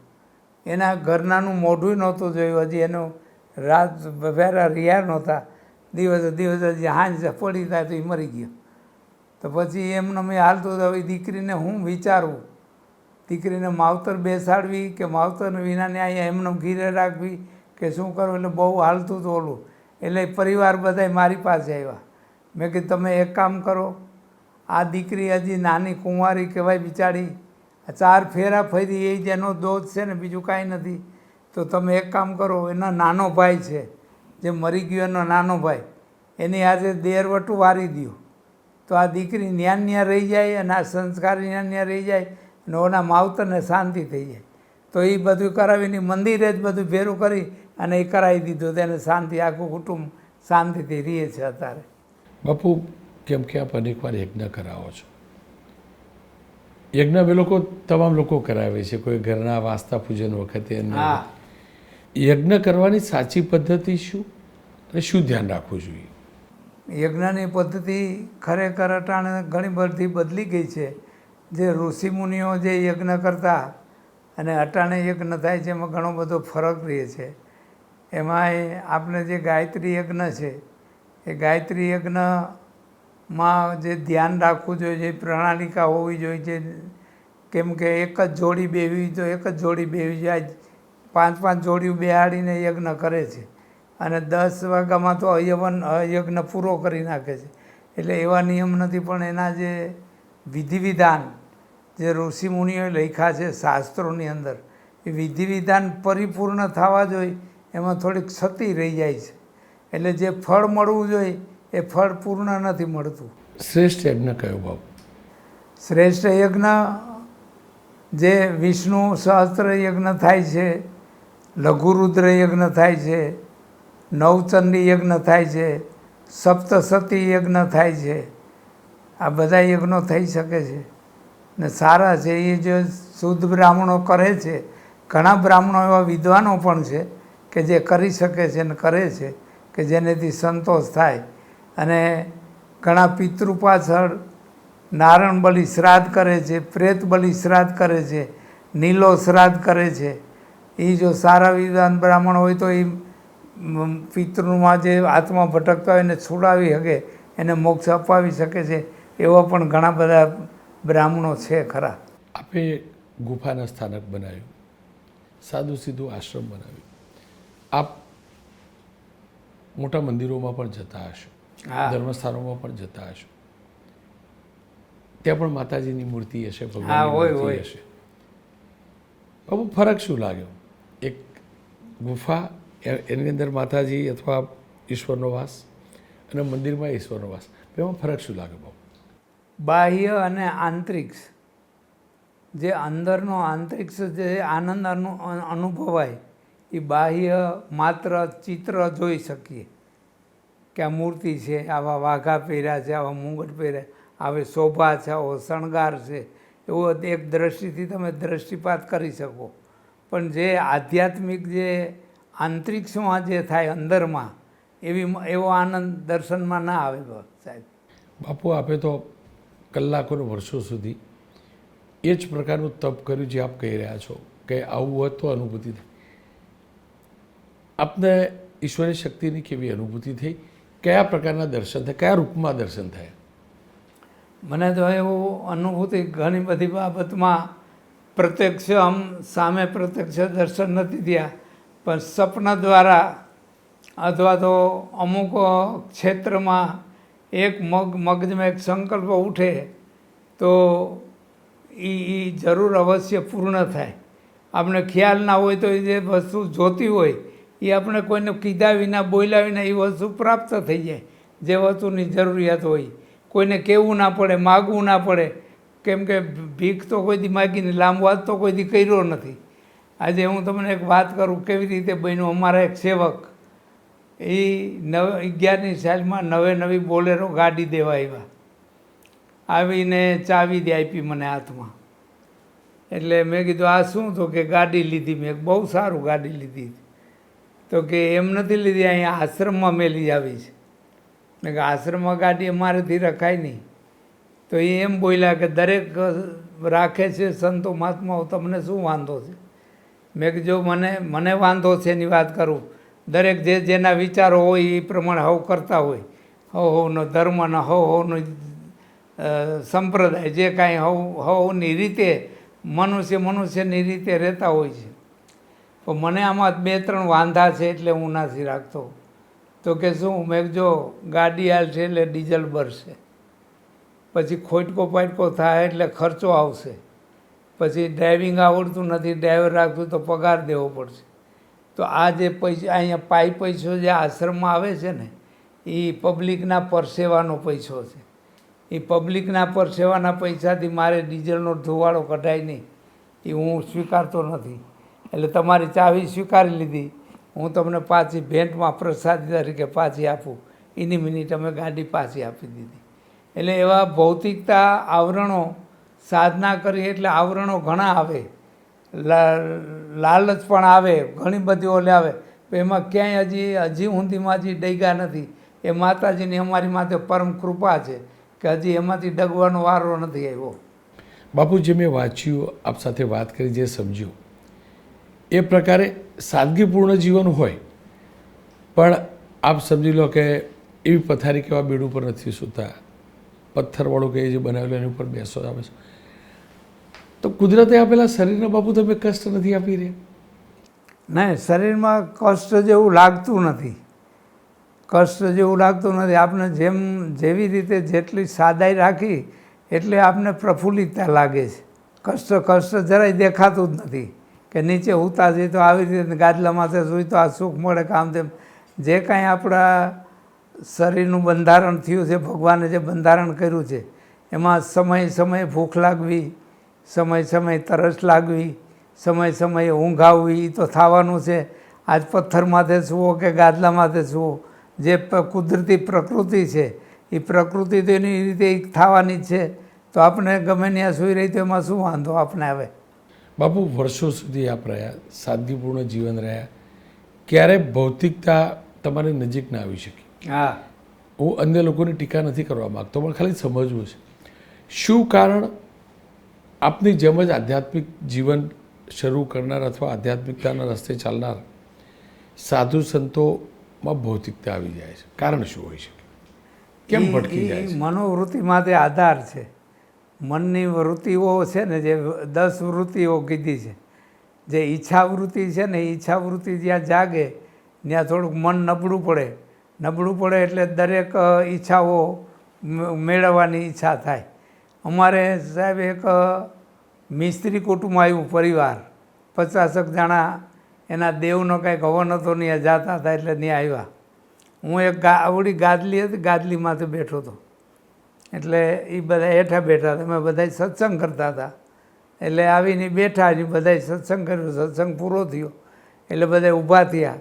એટલે મિસ્ત્રી કુટુંબ આવી 2-5 જણા મારા કાનમાં વાત કરી કે બાપુ, અમારે એક સેવા કરવી છે, એમ તમે જો આ પાડો, હુકમ કરો તો એક સેવા કરવી છે. અમે બધાય મિસ્ત્રી કુટુંબ છે અને બધાય ફર્નિચરના કારીગર છે બધા, અને શોરૂમના પાકા બધા અમે ધંધા કરવાવાળા છે. તો એક એવું આપણે ઊંચું બેસવાનું સિંહાસન બનાવી દઈએ, અને સિંહાસન એવું સરસ લાગે અને બધા બેઠા હોય તેને દેખાય અને બે ઓળું તે થાય. એટલે મેં એને એમ કીધું, મેં જો ભાઈ, મને આ ગાદલી છે ને એ જાડી પડે છે, મારે એ પાતળી કરવી છે, એ કરી દો પાતળી થતી હોય તો, બાકી મારે સિંહાસન માથે નથી બેસવું. હું બરાબર મારી ગાદલીમાંથી બેઠો છું, બરાબર મને યોગ્ય છે. એટલે એવી કોઈ પણ અપેક્ષાઓ આવે, એ અપેક્ષાઓમાં કોઈથી મનને જોઈન્ટ કર્યું જ નથી. એને બધાથી દૂર જ રાખ્યા કે આપણે કોઈ અપેક્ષાઓથી એમાં ફસાવાનું નહીં, એનાથી દૂર રહેવાનું. આપણે આપણી રીતે જે રહી છીએ બરાબર છે, બાકી બીજી વસ્તુ ફસાવાની જ નહીં. બાપુ મારો જાજો ધર્મ અને આધ્યાત્મિકતા માટે અભ્યાસ નથી, એટલે વિનમ્ર ભાવે અને વિદ્યાર્થી ભાવે આ સવાલ પૂછું છું. શું કારણ આધ્યાત્મિકતા સાથે જોડાયેલા સંતો અથવા મહંતો જે પણ લોકો છે એ શ્વેત વસ્ત્ર અને કેસરી વસ્ત્ર ધારણ કરે? હા, એમાં શક્તિ શું? એ તો એક પોતાના મનનું કારણ છે. ભગવા લુગડા એમાં એવું છે, અમુક અમુક સંપ્રદાયની અંદર એ અમુક વસ્ત્ર પહેરવા. સ્વામિનારાયણ સંપ્રદાય જો છે તો આ બધા ભગવા જ પહેરે, પછી સંન્યાસી હોય એ ભગવા પહેરે, પછી 10 નામી સાધુ હોય એ ભગવા પહેરે, અને જે ઉદાસી સાધુ હોય એ કલરના પહેરે, પણ જે ત્યાગી સાધુ છે, ત્યાગી વૈષ્ણવ સાધુ, એ સફેદ પહેરે. સફેદ વસ્ત્રથી શું પ્રેરણા મળતી હશે? આપ કેમ કે વર્ષોથી ધારણ કરો છો એટલે જાણવું હતું. શ્વેત વસ્ત્રથી કોઈ એમાં ફરક નથી પડતો, પણ આપણા મનને એમ રહે કે આપણે દિલ ચોખ્ખું, તો વસ્ત્ર ચોખ્ખા હોય તો સારું રહે. વસ્ત્ર સારું સફેદ થઈ જાય ને તો આપણું દિલે ચોખ્ખું છે એના જેવું રહે, એવી એક ભાવના અંદરથી જાગે. બાપુ ક્યારે દિલ ભટક્યું ખરું, મન ભટક્યું કે ના આવા બહુ સેવા કરી લીધી, થોડુંક નજીકથી સંસાર જોઈ લો? નહીં, કોઈ દિવસ નહીં. એટલા વર્ષોમાં કોઈ દિવસ એવું થયું નથી. અટાણે સાહેબ લગભગ ઘણા વર્ષોથી ડાયાબિટીસ છે, પણ છતાં ક્યારેક ક્યારેક બીમારી કોઈ આવતી હોય તો મન ભટકતું નથી. મન તો એમ જ રહે કે આ જે કાંઈ પીડાઓ આવે છે એ તો શરીરની છે, આત્માને હું લેવા દેવા. શરીરને જે પીડાઓ છે એ તો શરીરના પીડાઓ એ તો કર્મના બંધન છે. પૂર્વમાં કંઈ કમાઈ કરી હોય તો ભોગવવાની હોય, એ તો એ શરીરના બંધન છે. આપણો આત્મા તો અવિચળ છે, આત્મા તો અવિનાશી છે. અવિનાશી આત્મા અમર છે, તો એ કાંઈ મર્યો મરતો નથી, પલાળ્યો પલળતો નથી, બાયડો બળતો નથી, તો આત્માને કાંઈ લેવા દેવા નથી. શરીર આરે શું? તો એ બીમારી આવતી હોય ને જાતી હોય ને જે કાંઈ થતું હોય તો એ ભોગવટો કરી લેવાનો, જે આવે એને સ્વીકાર કરી લેવાનો. પણ એ શરીરેથી ભજનને છૂટવું જોઈએ, ભક્તિ છૂટવી ના જોઈએ. બાબા ગાયત્રી મંત્રમાં કયા પ્રકારની શક્તિ છે? ગાયત્રી મંત્રની શક્તિ બહુ અમાપ છે સાહેબ. એનો મને તો એના ઘણા બધા અનુભવ થયા, અને ઘણી બધી રીતે થયું કે જે રીતે નાગોદર અમે યજ્ઞ કર્યો, હું 3.5 વર્ષ બેસી ગયો, નવો આશ્રમ હતો, ત્યાં કોઈ સેવક સમુદાય કોઈ હતું નહીં આપણું. ત્યારે આ એક મારા શિષ્ય હતા રાજભગત, તો એ નીચે રહીએ તો કોઈ આવક કે કોઈ પ્રસિદ્ધ નહોતું, અને ગામ બધું જાણતું હતું કે બાપુ ક્ષત્રિય છે અને પાછા કારખાનામાં કામ કરતા હતા. એટલે કારખાનામાં કામ કરતાં કરતાં સાધુ થયા હોય એમાં શું હોય, એટલે કોઈ પાછ કંઈ આવે નહીં, એટલે માણસ બહુ ઓછા આવતા. ધીરે ધીરે પછી ગામમાં આવવા લાગ્યું. પછી તો અમે આ 151 કુંડ યજ્ઞ કર્યો, ત્યારે આખા ગામે એવડી સેવા આપી કે જબરજસ્ત. ત્યારે આ યંત્રો નહોતા, જેસીબી કે હિટાચી કાંઈ નહીં, એમ ટ્રેક્ટર ને તગારાથી આખું ગ્રાઉન્ડ સાફ શું કરાવ્યું. આશ્રમમાં જબરજસ્ત જે કાંઈ સેવાઓ થકી પછી ગામને એમ થયું કે આ બાપુ સાચા છે, આ જે સાધના કરી બરાબર છે. એટલે ગામે મને બહુ સહકાર આપ્યો. બાપુ જ્યારે આપ ગાયત્રી મંત્ર પેલું કરતા પઠન કરતા હોય કે ગાયત્રી મંત્ર ઉચ્ચારતા હોય, શરીરમાં કયો ભાવ પેદા થતો હોય? શરીરમાં બહુ ભાવ ઉત્પન્ન થયો કે હું 9 નોરતા 4 નોરતા કરતો. 4 નવરાત્રિ આવે સાહેબ, આખા વર્ષમાં 4 નવરાત્રિ. આસો નવરાત્રિ, મા મહિનાની નવરાત્રિ, ચૈત્ર મહિનાની નવરાત્રિ અને અષાઢ મહિનાની નવરાત્રિ. આ 4 નવરાત્રિ કરતો. ત્યારે શરીરમાં એવો ભાવ જાગતો કે હથેળીમાં પાણી હમાય એટલું એક ઘૂંટલો સવારમાં પાણી પીવાનું 9 દિવસમાં. બાકી પાણી કોઈ વસ્તુ કોઈ લેવાની નહીં, અને સાધનાનું અનુષ્ઠાન કરવાની. એમ જેમ જેમ હું સાધના કરતો ગયો એમ મને વધારે ઉત્કંઠા થતી ગઈ, અને ઉત્કંઠા થતી ગઈ એમ જપ વધતા ગયા એમ મને માતાજી પ્રત્યે અતિ ભાવ થવા લાગ્યો. અને ભાવ થવા લાગ્યો, જે મનમાં સંકલ્પો ઉઠે એ સંકલ્પો મારા બધા પૂરા થવા લાગ્યા. એટલે મને એમ થયું કે આ માતાજીની દયા બધી થઈ. એટલે મને મંત્રમાં બહુ દ્રઢ વિશ્વાસ બેસી ગયો. આજે શાસ્ત્રોમાં એમ કીધું છે કે મંત્રમાં દ્રઢ વિશ્વાસ હોય તો એ મંત્ર સિદ્ધ બને છે. બાપુ આપ લાંબા સમય સુધી અજ્ઞાતવાસમાં રહ્યા, શું કારણ રહ્યું? આ બસ જગતનું કલ્યાણ થાય અને આત્માનું કલ્યાણ થાય. હેતુ એ જ આત્માનું કલ્યાણ કરવું ને જગતનું દરેક જીવનું કેમ કલ્યાણ થાય એ ભાવના મારી મોટી. પણ 12-14 વર્ષ અજ્ઞાતવાસમાં રહેવું, એકાંતવાસમાં રહેવું, ભોયરામાં રહેવું, એકલા રહેવું, જીવનની બાકીની બધી પ્રવૃત્તિઓથી દૂર, એ સમયકાળ કેવો હતો? એ સમય પહેલેથી જ સાહેબ, જ્યારે હું 15 વર્ષની ઉંમર હતી અને જ્યારે જૂનો આશ્રમ બનાવ્યો તો મારી હાથે મેં ગુફા ગારેલી, 6x6ની ગુફા. ત્યારે લાઇટ બાઇટ કાંઈ હતી નહીં, ગાયનો ઘીનો દીવો બળતો હોય અને હું ત્યાં સાધના અંદર કરતો હોઉં આખો દી. સવારના 4 વાગ્યાથી બપોરના 1 વાગ્યા સુધી અનુષ્ઠાન કરતો. એવા મેં ઘણા બધા અનુષ્ઠાન કર્યા. ત્યારે ત્યાં એક બીજા ભાઈ એક રહેતા હતા. એ છોકરો છે એ સવારમાં ઉઠીને ભણવા જાય તો બાયણે મંદિરની અંદર જારી હતી, એ જારીમાં તાળું મારી અને ડોકમાં ચાવી નાખીને ભણવા વયો જાય, હું અંદર હોઉં. એ જમીન આવે, ભણીને આવે, જમીન આવે 1:30 વાગે આવે, એ તાળું ખોલે તે મારે નીકળવાનું. હું એવી સાધના મેં એકાંતમાં કરેલી છે. મને એકાંતમાં રહેવું બહુ ગમતું અને હજી પણ જાજો એકાંતવાસ મને અતિશય ગમે. કેવી શક્તિ મળે એ સમજવું જ હતું. જો અમે કોઈ અનુભૂતિ સમાજ જીવન સાથે જોડાયેલા કોઈ વ્યક્તિ એકાંતવાસની અનુભૂતિ નથી કરી. કોઈ 1 દિવસ રહ્યું હશે, કોઈ 2 દિવસ રહ્યું હશે, અઠવાડિયું રહ્યું હશે કદાચ. અમે લોકો પરિવાર સંસાર સાથે જોડાયેલા લોકો પરિવાર મિત્રોથી પણ દૂર નથી રહી શકતા. પણ એક્ઝેક્ટ મારે એ જ સમજવું હતું એ એકાંતવાસની શક્તિ શું હોય? એકાંતવાસથી એક તો આપણું મૌન રહીએ, અને મૌન રહેવાથી એક તો વાણીનું તપ વધે, બીજું આપણે જે કાંઈ આપણા સંકલ્પો હોય એ બધા સિદ્ધ થાય. અને એકાંતમાં રહેવાથી આપણું મન છે ને થોડુંક સ્થિર થઈ અને ભગવાનમાં લાગે. કોઈ બીજી માયાના આવરણો કોળાતે કોઈ વિચારો આવે નહીં. એકાંતમાં સતત ઓમાનોમાં દ્રષ્ટિ રહીએ અને એકને એક ભાવ રહીએ તો મંત્ર સિદ્ધ કરવાનો વધારે અનુકૂળતા રહીએ અને કોઈ જાતનો વિચાર ના આવે. કોઈ કાંઈ થાય ને આમ અંધારામાં એકાંતમાં બેઠા હોય તો એમ થાય કે આપણે માતાજીના ખોળામાં બેઠા છીએ, એવો એક ભાવ થાય. પણ ક્યારે મન ભટકે નહીં બાપુ? ને ભટકે કોઈ દી એવું નથી થયું કે આ સાધનાથી મને કંટાળો આવ્યો કે વહેલા હું જલ્દી બહાર નીકળી જાઉં, એવું કોઈ દી બન્યું. મોડું થાય પણ વહેલું કોઈ દી ન થાય. આ 1:30 વાગે નીકળવાનું હોય તો કદી 3 વાગી જાય, પણ કોઈ દિવસ 12 વાગે નીકળી ગયો એવું કોઈ દી નથી બન્યું. કેમ કે 12-14 વર્ષનો સમય લાંબો સમય ગણાય. મને સમાજ જીવનથી દૂર રહેવું, કપાયેલા રહેવું, શારીરિક તકલીફ થાય, કષ્ટ થાય, એવું કશું થાય નહીં? એવું કશું થયું તે મારી યુવાની હતી સાહેબ. તે યુવાનીમાં હું બહુ ખૂબ સાધના કરી શકતો હતો. 18 કલાક સાહેબ એક આસનમાંથી બેસી શકતો હતો હું. 18 કલાક પેશાબ પાણી ઉઠવું કે બેવું જવું કાંઈ નહીં. 18 કલાક એક હાથને બેન હું દિવાલે બેઠો હતો એ દિવાલનો આખો કલર વયો ગયો હતો, ઘાઈ ગયો હતો. ત્યાં સુધી હું બેઠેલો. બરાબર, એ જાણવું સમજવું હતું. સાધનાને સમજવી હતી, એકાંતવાસને સમજવું હતું. આપે કહ્યું સામે દિવાલ જ હતી, દિવાલનો કલર જ હતો. કાંઈ નહીં, 4 દિવાલ વચ્ચે કોઈ વસ્તુ નહીં અંદર. એક ગાયના ઘીનો દીવો ભરતો બસ, બીજું કોઈ વસ્તુ નહીં. એમાં ક્યારેક સાહેબ સાદા બનાવેલા મારી હાથે જ ગુફા ગારેલી તે ક્યારે મારી પાસે સગવડ હતી નહીં તો મારી જાતે બનાવેલી ઓળદ હતા. કમાર બાયના ઓળદ તેમાં ફાંકા રહી ગયા હતા.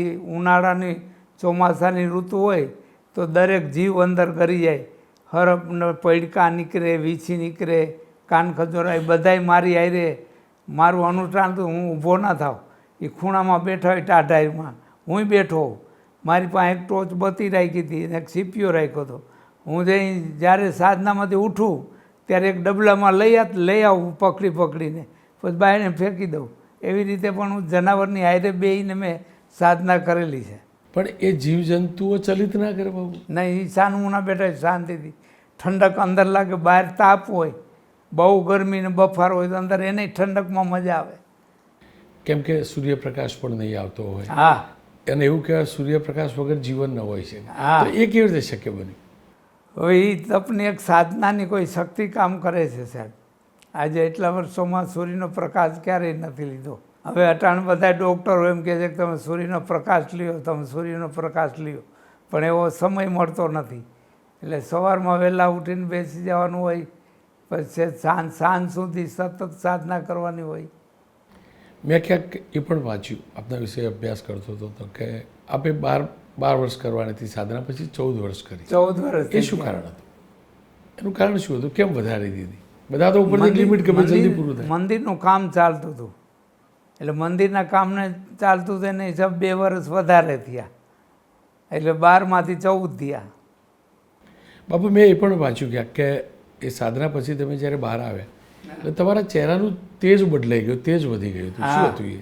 હા હા, કેમ કે બધી જે શક્તિઓ છે સાહેબ, મારા અનુભવ મુજબ જે 5 જ્ઞાનેન્દ્રિય, 5 કર્મેન્દ્રિય, ચોથું છઠ્ઠું મન ને બુદ્ધિ ને અહંકાર, આ બધા સ્થિર થઈ જાય એટલે આપની જે કંઈ ઓજસ હોય છે એ ઓજસ બહાર આવે છે, એને હિસાબે તેજસ્વીતા દેખાય છે. એટલે એ એક સાધનાની શક્તિ સૂર્યની જેમ બહાર પ્રકાશ ફેંકે છે. કેમ કે આપણે શરીરની 72,000 નાડી છે, એ નાડીનું શુદ્ધિકરણ થાય, શુદ્ધિકરણ થાય એટલે એમાંથી તેજોમય શક્તિ છે એ બહાર દર્શાય છે, એવું દેખાય ખરું. એવું પણ કહેતા કે આપની સામે આપની આંખમાં કોઈ જોઈ નહોતું શકતું એટલું તેજ હતું. હા, એટલે બીજાને એવું લાગે એમ, આપને તો ખબર ના પડે પણ બીજાને દેખાય. બાપુ, આપે કહ્યું કે એક દીપ હતો તો દીવો હતો તો ઘીનો, અને હું એટલે આ પૂછી રહ્યો છું કે અમે કરી શકવાના નથી, અમે સાધના ક્યારેય કરી શકવાના નથી, પણ તમારા શબ્દોથી સાધનાની અનુભૂતિ કરવી હતી એટલે જાણવા માંગુ. એ દીપમાં તમને શું દર્શન થતા હતા? બસ દીપમાં તો પછી ધ્યાન ના હોય, દીપ તો ઘડીક વાર બળતો ના હોય, જોતો પછી તો ધ્યાન અવસ્થા થઈ જાય, ક્યાં બેઠા છે, કઈ જગ્યાએ બેઠા છે, શું કરી કંઈ ખબર નહીં, એક ધ્યાન અવસ્થા થઈ જાય એટલે ખબર જ ના હોય. એટલે પછી અમે ભૌતિક સુખ ઘડિયાળ કોઈ દિવસ કાંડે બાંધી નથી, તો ઘડિયાળનું નકરું ચગદું રાખ્યું હતું ટાઈમ જોવા માટે કે કેટલો ટાઈમ થયો, બત્તીથી આમ જોઈ લે, ટોચ બત્તીથી, તો એ ખબર ના હોય કે કેટલા વાગ્યા, કેટલો ટાઈમ થયો, ભૂખ લાગવાનું કોઈ અનુભૂતિ ન થાય, પાણી પીવાની અનુભૂતિ ન થાય, પેશાબ સંડાસ જવાની અનુભૂતિ, કાંઈ અનુભૂતિ બેઠા હોય ત્યાં સુધી ન થાય. જ્યારે પાછા જાગ્રત અવસ્થામાં આવી ત્યારે ઘડિયાળમાં જોઈ લઈએ તો એમ થાય કે ઓહો, આપણે તો 1:30 વાગે નીકળવાનો હતો, આ તો 3 વાગી ગયા, એવું પણ થઈ જાય. એટલો આનંદ અંદર ધ્યાનમાં મગ્ન થઈ જાય એટલે આપણે સમયની પણ ખબર રહેતી નથી એમાં. અને રાત દિવસની સમજ આવતી એ વખતે કે? હા, રાત દિવસનો ખ્યાલ પડી જાય આપણે. તો રાત્રે આરામ નહોતા કરતા? રાત્રે ભજન અને રાત્રે આરામ કરી લે ટાઈમ, કેમ કે વહેલું ઉઠવું હોય, 3:30 વાગે ઉઠીને નાહી ધોઈને 4 વાગે તો બેસી જ જવાનું, સવારના વહેલા 4 વાગે બેસી જવાનું સાધનાની અંદર. બહુ બધા સંકલ્પ તમારા જીવનના પૂરા થયા, અત્યારે કયો નવો સંકલ્પ અને કેમ? આપને રોહનભાઈ, એક તો મારા જીવન ચરિત્ર વિશે આપને વાત કરી દઉં તો આપને ખ્યાલ આવશે. આજે મારી 15 વર્ષની ઉંમરથી મેં સંસાર છોડી અને ભેખ લીધો છે. ત્યારથી આજે 69 વર્ષ થયા, ત્યાં દિવસને ગાયત્રી મંત્રની સાધના મારી ચાલુ છે. ગાયત્રી મંત્ર સાધનામાં વહેલા નાગબદર ગામ જે જૂનો આશ્રમ હતો ત્યાં અમે એક સંકલ્પ કરેલો. 2 રૂમ નીચે હતા, 2 રૂમ ઉપર હતા. ઉપર રૂમમાં એકમાં બાથરૂમ સંડાસ, એકમાં પૂજાનો રૂમ. તો ત્યાં હું 3.5 વર્ષ એ રૂમમાં બેસી ગયો, બિલકુલ કોઈને મળવું નહીં, કોઈની હારે વાતચીત નહીં. અમારા એક શિષ્ય રાજભગત હતા, એ પોતે થાળી દેવાની આવતા અને એકને મળવાનું. બાકી 3.5 વર્ષમાં મેં ત્યાં 1.25 કરોડ મંત્ર ગાયત્રી મંત્ર કરેલા એ સમયે. ત્યાર પછી ત્યાં હું 17 વર્ષ રહ્યો. ત્યાર પછી અમે વેણુ નદી અમારા ગામના પાદરમાં નીકળે છે, વેણુ નદીના તટ પર એક ટેકરો છે, એ ટેકરા ઉપર એક નવો આશ્રમ અમે બનાવ્યો. કેમ કે વાં ગામ નજીક આવી ગયું એટલે ઘોંઘાટ થાય, એટલે સાધના ન થાય, એના માટે અમે એ રીતે વિચાર કર્યો કે આપણે સાધના કરીએ તો એકાંતમાં કરીએ. તો ત્યાં એ ટેકરા ઉપર પણ ગુફા એક બનાવી છે, 10 ફૂટ ઊંડે અને 10 બાય 10ની રૂમ બનાવી છે, ત્યાં સાધના કરવાનું. તો ત્યાં જઈને અમે એવો સંકલ્પ કર્યો ગુરુ શિષ્યએ કે આપણે 12 વર્ષ ગેટની બહાર, જગ્યાના ગેટ બહાર નહીં જવાનું. એમાં બરાબર મંદિર બનતું હતું, 2 વર્ષ વધારે થયા અમે 14 વર્ષે ગેટ બહાર પગ દીધો. બીજું, અમારા જીવનમાં પહેલેથી એક સંકલ્પ એવો નક્કી કર્યો કે પબ્લિકના પૈસેથી ભૌતિક સુખના સાધન એક પણ વસાવવાનું નહીં. આજે આશ્રમની અંદર ટીવી નહીં, ટેપ નહીં, રેડિયો નહીં, ફોન નહીં, મોબાઈલ નહીં, ગાડી નહીં, મોટરસાઇકલ નહીં, પેદલ સાયકલ પણ નહીં, કોઈ વસ્તુ વસાવી નથી. અને અત્યારે હાલની તકે 21 કલાક અમે સાધના ખંડમાં રહીએ છીએ. 3 કલાક રાતે બહાર નીકળી છીએ 8 થી 11. એ 8 થી 11 નીકળી એમાંય આયુર્વેદિક ભગવાનની, મારા બાપુજી પોતે વૈદ્ય હતા, ત્યાં એના મારફત મને થોડુંક વૈદ્યપણું થોડુંક શીખવાડ્યું. એટલે એના માટે થઈને HIV, કેન્સર એવા ભયંકર મોટા મોટા રોગના દર્દીઓ ત્યાં આવે તો ઘણાને ડૉક્ટરોએ હવે રજા દઈ દીધી કે હવે આની સેવા કરો, એવા પણ અહીંયા સાજા થયા છે. પણ કોઈ પાસે એક પૈસો નહીં લેવાનો. એ દર્દી એ કાયમી 50-60 દર્દી હોય, એ દર્દીઓને જમાડવાના, ચા પાણી પાવાના અને દવાઈ પણ ફ્રી આપવાની. એ બધું ત્યાં મેં સેવા કરી. માનવ છે એ 3 કલાક જાય, એ 3 કલાકમાં સેવા કરી લેવાની. એટલે સમાજનું અન્ન છે, સમાજનું જે વસ્ત્ર છે, જે આપણે પહેરી છીએ, આપણે સાધુ થયા છીએ, તો આપણી માટે આ પ્રજાનું ઋણ ન ચડે એના માટે પ્રભુ ભજન કરી અને સમાજ માટે આપણે વાપરવું એવો અમારો ધ્યેય ખરો. કેમ કે અમે પહેલેથી અન્નક્ષેત્ર ચાલુ રાખેલું છે. તો આજે કાયમી 500-700 માણસ તો કાયમી ભોજન કરે છે. રવિવારે ને પૂનમે 1000-2000 માણસ થઈ જાય, પણ ફ્રી. પછી અમારો આશ્રમનો જાહેરમાં કંઈ ફંડફાળો નથી. આશ્રમની અંદર કોઈ પહોંચબુક નથી. આશ્રમમાં બેંકનું ખાતું નથી. જે આવે છે એ પબ્લિકનું છે. પબ્લિકને ખવડાવવાનું ને પબ્લિક ખાય અને આનંદ કરે. મેં મારા જીવનમાં એવો સંકલ્પ કરી લીધો કે બને ત્યાં સુધી સમાજનો, પબ્લિકનો આપણી માથે ઋણ ન ચડી જાય, આપણી માથે બોજો ન ચડે.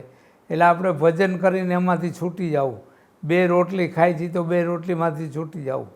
તોય છતાં એક કડક એવો નિયમ મેં રાખ્યો છે કે પબ્લિકના પૈસાથી આવેલી વસ્તુનો એવી રીતે ઉપયોગ નહીં કરવાનો બિલકુલ.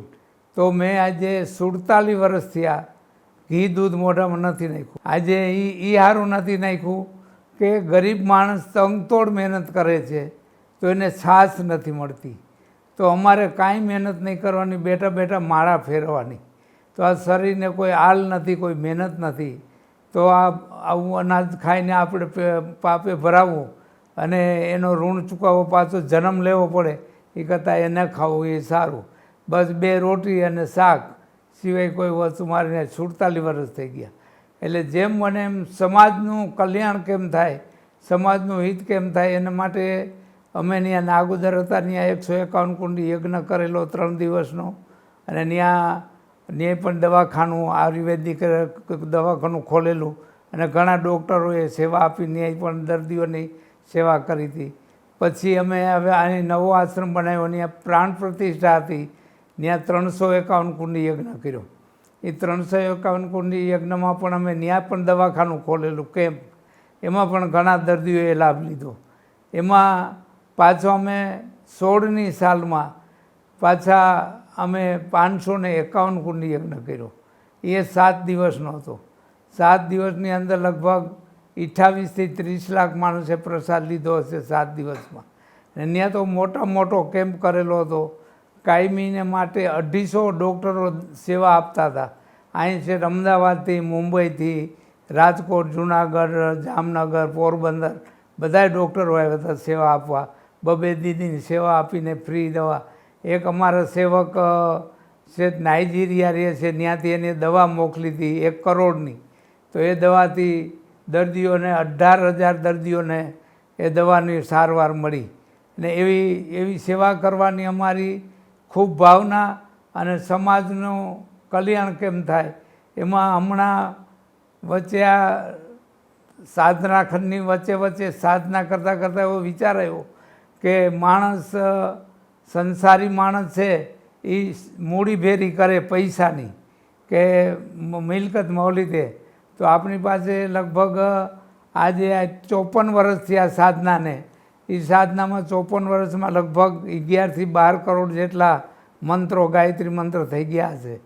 તો મારા મનમાં એમ થયું કે આપણી પાસે મૂડી તો ભજનની છે સાધુ પાસે, તો આપણે ભજનની મૂડી કાંઈક વાપરી અને સમાજનું કલ્યાણ અને સમાજનું હિત કેમ થાય. તો એને માટે મેં એક સંકલ્પ બહાર પાડ્યો કે ભાઈ જે પાન તમાકુ માવા બીડી છોડે એને માટે 551 મંત્ર હું અર્પણ કરીશ, અને જે દારૂ છોડે એના માટે 1100 મંત્ર અર્પણ કરીશ. તો ઘણા દર્દીઓ એ રીતના વ્યસનીઓ ખૂબ આવવા લાગ્યા અને ખૂબ એમાં મને બહુ એમાં સફળતા મળી અને ઘણા નિર્વ્યસની થઈ ગયા છે. એટલે અમારું કામ એ સાધના કરવી, ભજન કરવું, સમાજ માટે કાંઈક કરી છૂટવું. આજે અમારા જ્યારે 16ની સાલમાં પ્રસંગ કર્યો તે સમયે હું તો ના પાડતો હતો, પણ અમારા સેવકોની એવી ભાવના કે રાત્રે પછી સંતવાણી રાખતા. તો સંતવાણીમાં જે ઘોર કરે પૈસા ઉડાડે, એટલે હું કહેતો મેં પૈસાને ઉડાડાય નહીં, પૈસાનો વ્યર્થ ઓલું થાય. એટલે સેવકોએ એમ કીધું કે તમારે આપણે મંદિર માટે નહીં, ગાયું માટે ઉડાડ. મેં ગાયું માટે કરો. તો ગાયું માટે આજ 7 દિવસના થઈને લગભગ 85 લાખ રૂપિયા થયા હતા. એ 85 લાખ રૂપિયા અમે અમારા આશ્રમના આજુબાજુમાં ઉપલેટા તાલુકાના 52 ગામ છે, એ 52 ગામમાં 4 વખત ગાયોને નીણ પહોંચાડી દીધી. એ બધો પૈસો એમાં વાપરી નાખ્યો. આશ્રમમાં 1 રૂપિયો અમે વાપર્યો નથી. અને જેટલી વાર પ્રસંગ કર્યા એટલી વાર અમે એવા પ્રસંગ કર્યા કે દરેક જીવ જમવા. મેં મારા એક કમિટી બોલાવી ને મેં એની વાંહે રજૂઆત કરી કે ભાઈ આપણે માણસને તો બધાય જમાડે, પણ બધા જીવ જમે તો આપણો પ્રસંગ સાચો કહેવાય. તો આપણે એકવાર એક કામ કરો, આપણે પેલા 52 ગામની અંદર ગાયોને માટે ચારો પુગાડી દો.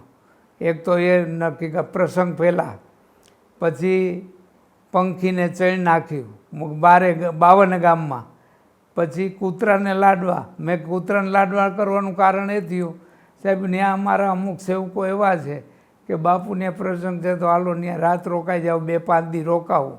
હવે 2-5 દી અહીં રોકાય તો એના પારેલા કૂતરા અને બજારના કૂતરાને રોટલા નાખતા હોય તો ઓલા લોકો તો તાળા મારીને અહીં આવી ગયા, તો એને રોટલા કોણ નાખે.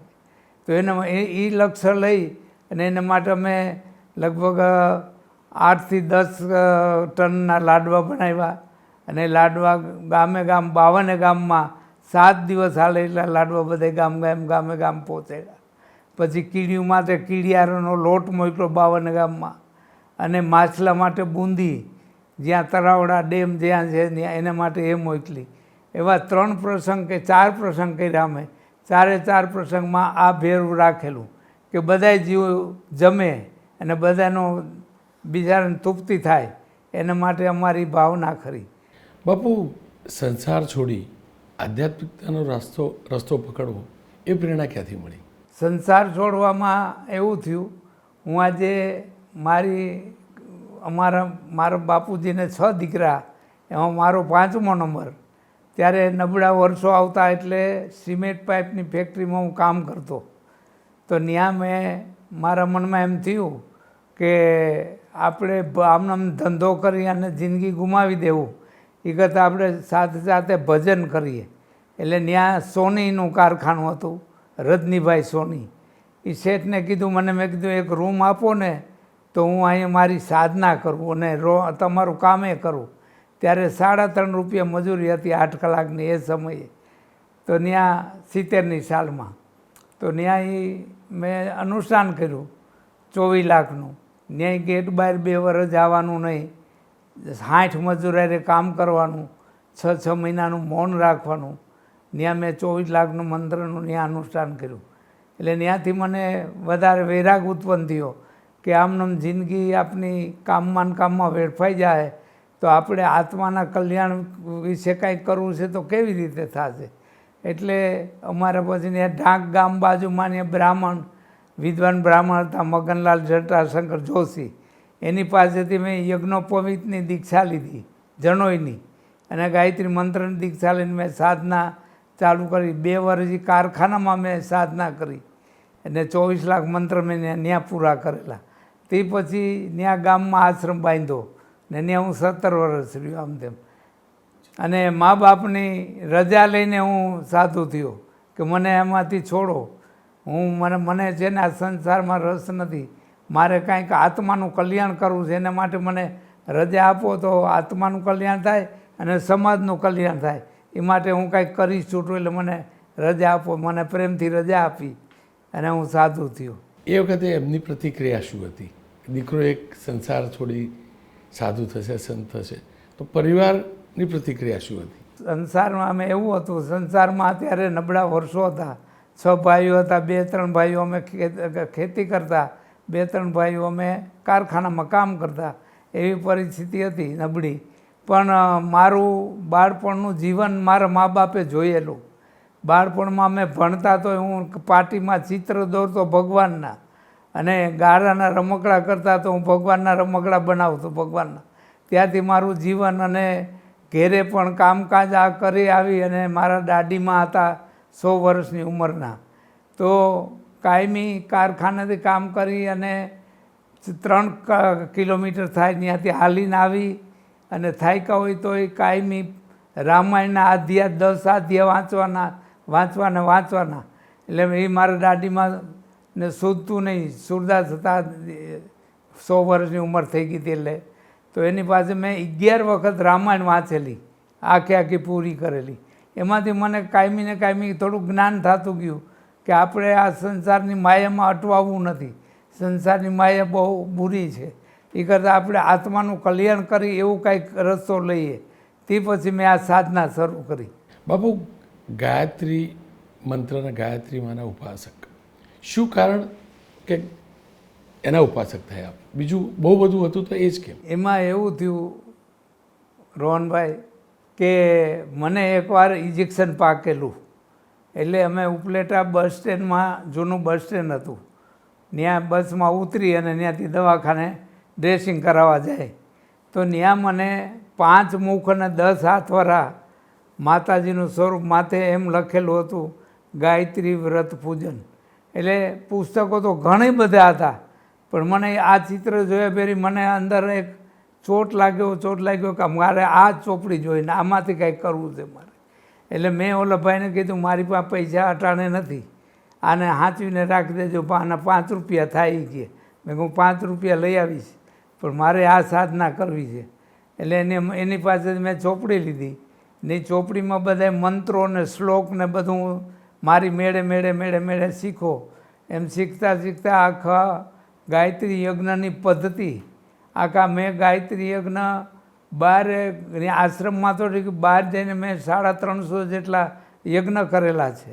એટલે સંસ્કૃત ભાષા ભણેલો નથી હું, 7 ગુજરાતી ભણેલ, સંસ્કૃતમાં તો હું ગયો જ નહોતો, 8માંથી આવતું સંસ્કૃત, પણ માતાજીએ મને સંસ્કૃત શીખવાડી દીધું. મેં એટલા બધા યજ્ઞ કરેલા, 350 જેટલા. બાપુ, એવું કહેવાય છે કે, અને એ અનુભવ પણ રહ્યો છે કે આપ આશ્રમથી બહાર ઓછું નીકળો છો. અમદાવાદ આવો છો, સારવાર અર્થે જ્યારે પણ આવો ત્યારે રાજુભાઈના ત્યાં આવો છો. કયા પ્રકારની અહીંયા પ્રવૃત્તિ કરો છો અને કેટલી શાંતિ મળે? શહેરી વિસ્તાર છે છતાં હું રાજુભાઈ ઉપલેટાના છે, ગજેરા, રાજુભાઈ જીવરાજભાઈ ગજેરા. આજે ત્યાં જૂના નવો આશ્રમ બન્યો, ત્યાં મંદિર, પહેલાં અમારે મંદિર બનાવવું જ નહોતું. મંદિર બનાવશું તો આપણે બંધનમાં આવશું, આપણી માળા છૂટી જાય, આ મંદિરમાં પડી જશું. એટલે અમે મંદિર બનાવવાનું બંધ રાખ્યું. પહેલાં વિચાર કર્યો, બધાએ સેવકોએ સહકાર આપ્યો, પણ અમે ના પાડતા મંદિર નથી કરો. એમાં રાજુભાઈને આવેલા, રાજુભાઈ પોતે એન્જિનિયર છે. એટલે પછી કે તમારે કાંઈ નહીં કરવાનું, તમે તમારી માળા કરો, મંદિર હું મારી હાથે હું બનાવી લઈશ. એમાં બધી મારો સહકાર. 5 વર્ષ મંદિરનું કામ આવેલું, તે મંદિરનું આખું કામ પૂરું રાજુભાઈએ કર્યું. ને અમે અમારી માળા બંધ ના રાખી, ચાલુ રાખી. એટલે અમને કોઈ વિક્ષેપ પડવા નથી દીધો. પછી અમે આ બીમાર થતા હર વખતે ઓલું કાંઈ થાય તો આ રાજુ ભગતને પોતાને વાહ હતો અને હાથ ભાંગી ગયો તો પછી અહીં સારવારથી આવ્યા. તો રાજુભાઈને અહીંયા ધંધો નહોતો, કાંઈ નહોતું, તો પોતાના રિલાયન્સમાં કામ હાલતા હતા એન્જિનિયરને. તો પોતે અહીંયા રહેવા આવી ગયા અમારા માટેથી. અને આ મકાન બનાવ્યામાં આ આખો રૂમ એની બનાવ્યો છે. જો આ રાજુ વખત હુએ અહીં હું અને માળા સતત બેઠા હોય તો આખો દી માળા ચાલુ હોય, જપ ચાલુ કરવાનું. દવાખાને જવાનું હોય તો નીચે જવાનું, નક નીચે નહીં જવાનું. સાધના સતત ચાલુ હોય અમારી. બાપુ આ 3 વર્ષનું જે અનુષ્ઠાન લઈ રહ્યા છો એ છે શું એક્ઝેક્ટ?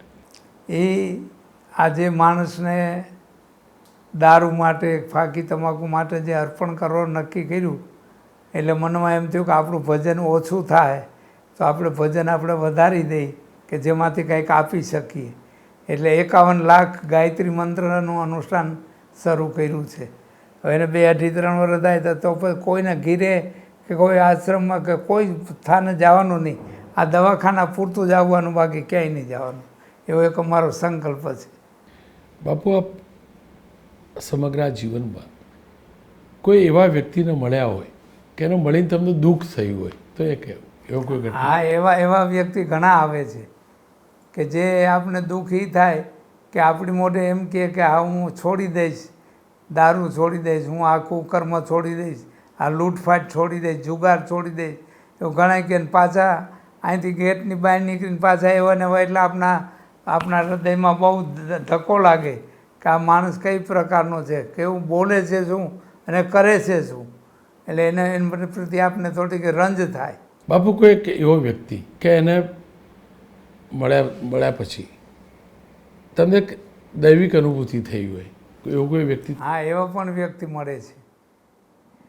એવા વ્યક્તિ ઘણા જોડે છે કે આખી જોડી સવારમાં ઉઠીને 4 વાગ્યામાં પૂજા પાઠ ને ભક્તિ કરતા હોય છે. અને ભક્તિ કરતાં એ ભક્તિ પૂરી કર્યા પછી એનો કામ ધંધે જાય, નોકરીએ જાય, ગમે ત્યાં જાય.